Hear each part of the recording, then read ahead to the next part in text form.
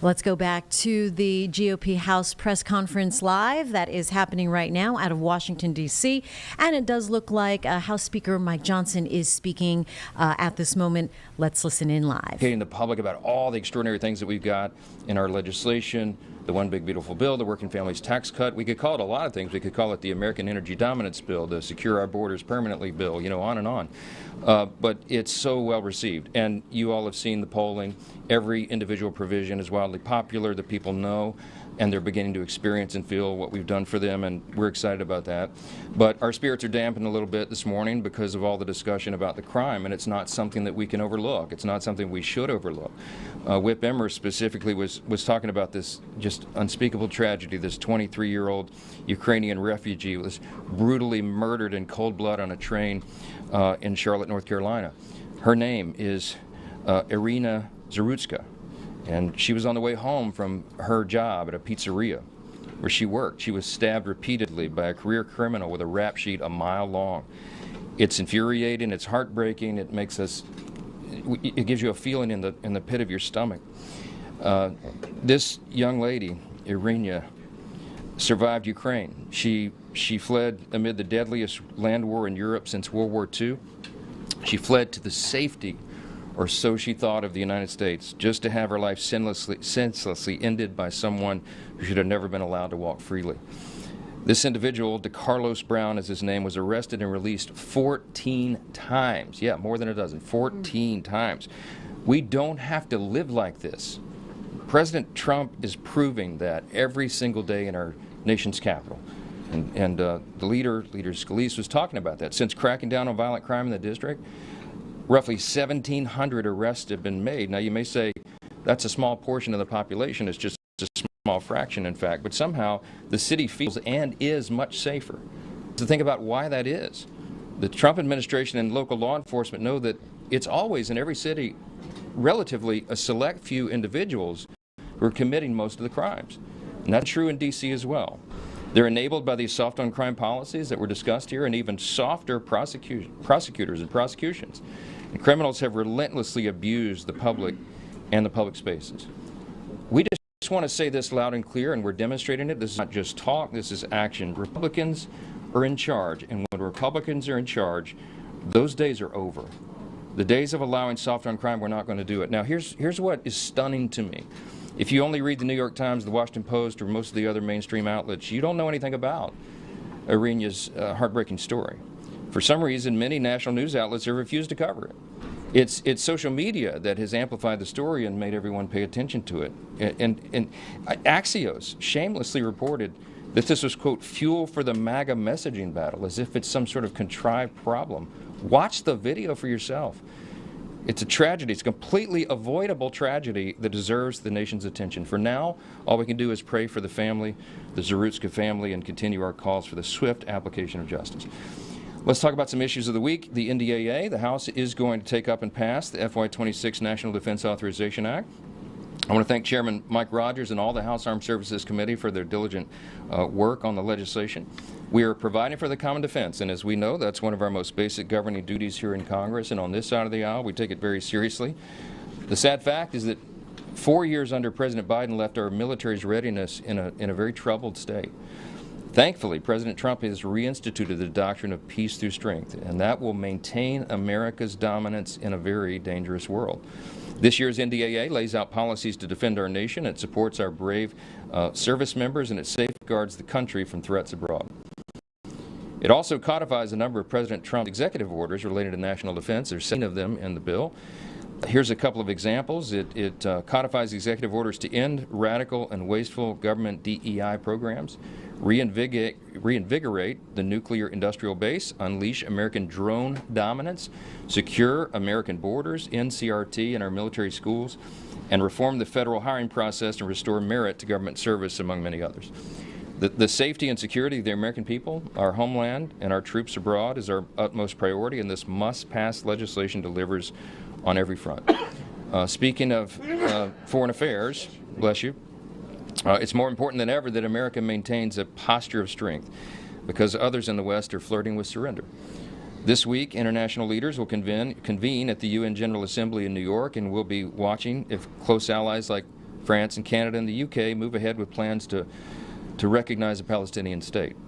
It's equally baffling as it is deeply troubling to have this idea that you would reward Hamas with statehood before they've returned every hostage.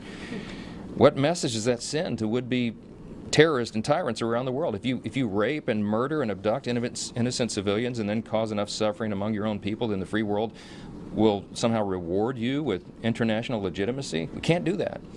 And I can tell you that President Trump and Republicans in Congress have been very clear that rewarding the carnage that took place on October 7th is a non-starter. It's unacceptable. With regard to government funding, very quickly, and then we'll take questions, House Republicans continue to work through regular order to fund the government for FY26, for the next fiscal year. We're working closely with the White House and the Senate to ensure we meet our deadlines, and Chairman Cole, Tom Cole of the Appropriators, continues to diligently work towards getting all 12 bills out of committee. And they're almost done with that. And as we get closer to the funding deadline, though, we recognize the shutdown chatter from the left is growing louder. Some of these people seem to enjoy this. It seems Democrats may take the path of maximum resistance and try to shut the government down.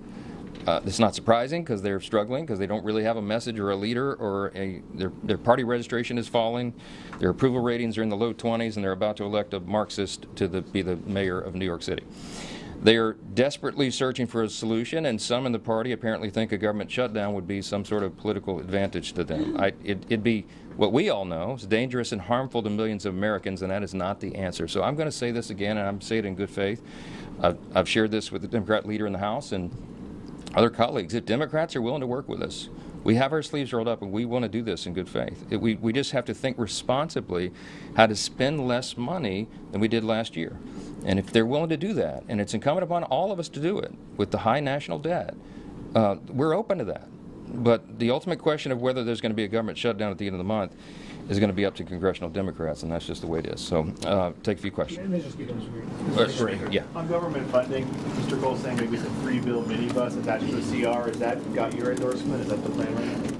You're talking about what Leader Thune said? Mr. Cole was just saying he's going to maybe try to do a 3-bill minibus attached to a CR. Well, so the idea is that what we're really advocating for is an actual old-school conference, the way this is supposed to work between the House and Senate, and the way that would, we have the MILCON VA bill, that Military Construction Veterans Affairs bill that we're most interested in getting to a conference. In the Senate, they paired it with 2 other bills. So what is being referred to, I think, is that if we are able to get that conference going, then you would have 3 bills there, which means you would have a broad cross-section of the conference represented there, because the Cardinals, or the subcommittee chairs of each of those subcommittees that deal with those 3 individual bills, would be represented, as would be all the members of each of those subcommittees in appropriation. So you'd have a cross-section of everybody there, a good representation of the country, a good and I think vigorous debate between the House and Senate, and that is how the process is supposed to work. I mean, that is small d democracy at its best. So we're big advocates of that. We have not done, as you all know, and you hear me lament all the time, we've not done the appropriations process the way it is legally supposed to work in a long, long time around here, and we're trying to force the body back to that. And if we can get to a conference committee, that's a first next important step in returning to that. So that's what we're advocating for. We'll keep going. 3rd row, yes, ma'am. Thank you. The D.C. national emergency expires tomorrow. I know that you said yesterday that it's not necessary to extend it at this time, but there are some members of your conference who would like to see the president's emergency powers in D.C. expanded for a longer time than 30 days. Do you expect that to get a vote on the floor this year? No, I'm among them, but my understanding is that the current status of it is that the Democrat mayor of D.C., Muriel Bowser, wisely welcomed the assistance, and she said effectively, is that the way I read that or understood it was an indefinite welcome, Matt, to keep the crime low. We all benefit from that. Every single person in this room benefits from that. You can walk home safely tonight. We couldn't have told you that several weeks ago.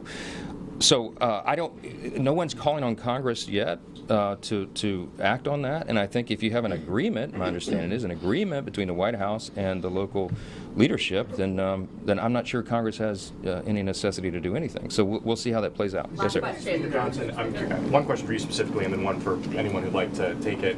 You were just talking about Muriel Bowser, who went from opposing Trump on crime to now welcoming the National Guard indefinitely. And you were talking Charlotte, the mayor there said you can't incarcerate your way out of this problem, even though this person was incarcerated 14 times.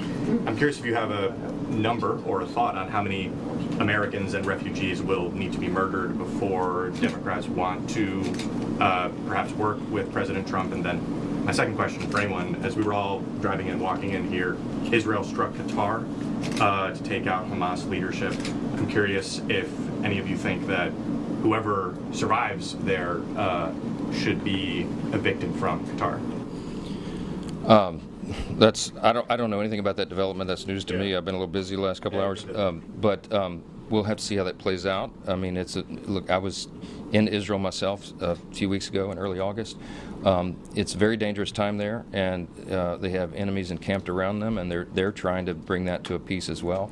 But Hamas, by anybody who looks at this reasonably, and in my view, this is my personal view, that Hamas has to be eradicated. You've got to remove that threat on the immediate border, frankly, within the bounds of Israel. And I'm not sure about that development. We'll have to see. I'll reserve judgment to talk about that. But I would say with regard to the crime stats, it's a very good question, and not a rhetorical one. I mean, these mayors in these big blue cities have to ask this question, and I think their voters and the residents and the law-abiding citizens in all these cities should be asking local leadership, how long are you going to put up with this? When are you going to put your foot down and do the right thing, the common sense thing, the thing that is wildly popular with anybody you ask them? Do you want do you want to reduce carjackings by 85% in your city, because that's what's happened in D.C. since President Trump got involved? Everybody will look at you and say, of course, right? Do you want to reduce robberies by 25 to 30%, which is what's happening in D.C.? Of course. I mean, murders are down dramatically. It makes a big difference. It's quality of life. We live in the greatest nation in the history of the world. We have the greatest capital in all of the world. And we need to show that. We need to put that on display, and we need to confirm to the American people that they do not need to fear for their lives when they drive to the grocery store or they pick up their son or daughter from school. This is common sense, and I cannot for the life of me understand how the Democrats think this is some sort of winning political message. Yield, man. Let the troops come into your city and show how crime can be reduced. It's a morale boost for the country, and it's safe.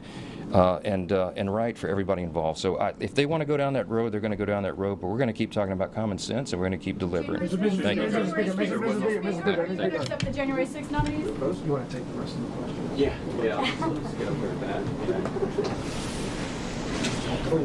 And as you can see there, it looks like that House GOP leadership, that press conference wrapping up.